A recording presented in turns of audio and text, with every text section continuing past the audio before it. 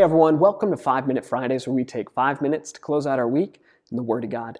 Today, I want to take you back to the wilderness.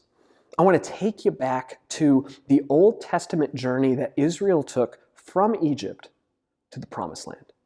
And the reason I want to take you back there is because as I was thinking about just where I'm at in my own personal life, as I was reading a daily devotion and talking to our staff a little bit, it hit me that right now, all right, this season of life that we're in, these last few years that we've had, I feel like it's just so abundantly clear how we are walking in the wilderness, how we are, in a sense, in a desolate, scary, unknown, kind of wild place.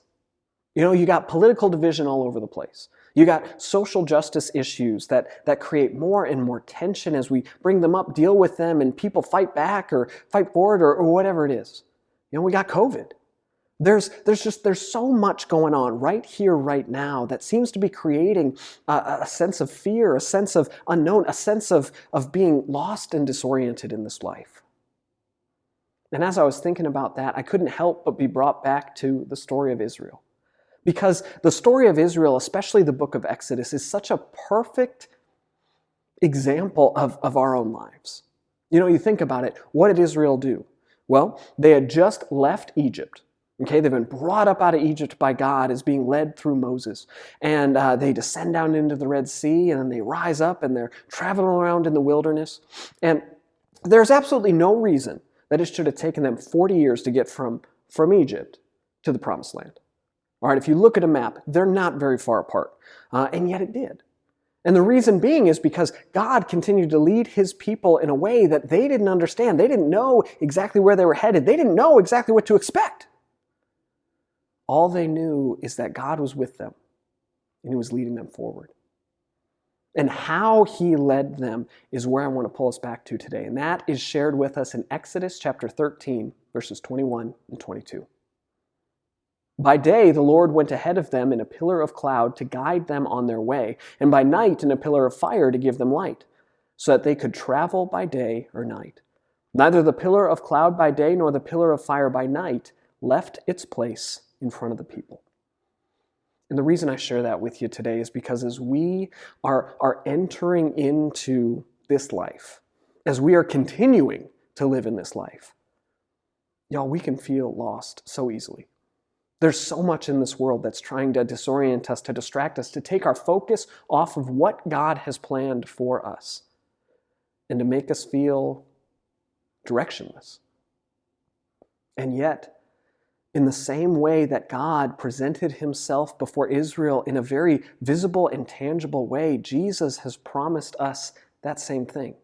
In Matthew chapter 28, he says, "And surely I am with you always to the very end of the age." After inviting us to join him in his ministry, after letting us know that by believing in him, we have now been brought into his ministry, called to make disciples of all nations. As we walk through this wilderness of life that we currently live in, Jesus has promised to be with us every step of the way. And we don't have a literal pillar of cloud or a pillar of fire. What we have is the Word that became flesh. The Word that is written down for us in the Bible. The message of salvation as presented to us in the inspired words of God given to different people across all of history in order to give us the clearest image possible of the one who's leading us through this wilderness of life. And so what I want to leave you with today is, if you're feeling lost, if you're feeling directionless, if you're feeling the weight, the pressure, the fear and the unknown of this current wilderness of life that we're in,